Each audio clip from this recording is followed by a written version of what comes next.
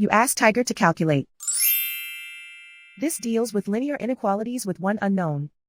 The final result is v greater than -40. Let's solve it step by step. Swap sides.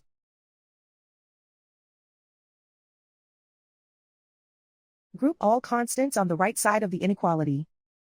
Add 12 to both sides.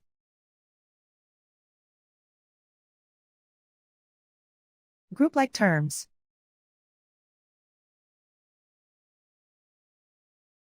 Simplify the arithmetic.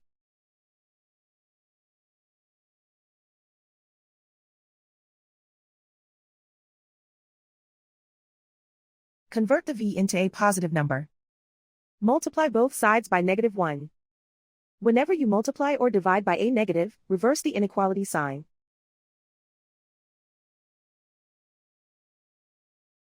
Remove the ones.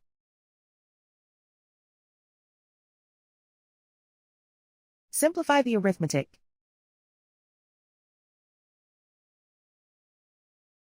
Plot the solution on a coordinate grid. And so the final result is v greater than -40.